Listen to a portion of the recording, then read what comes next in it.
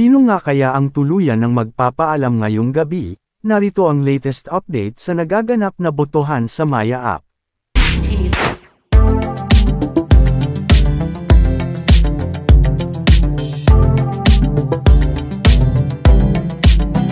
Base sa mga nakaraang nomination at eviction at base sa usap-usapan ay demonoy si JM raw ang lalabas ng bahay ni Kuya, ngunit ito ay pawang mga haka-haka lamang, kayo.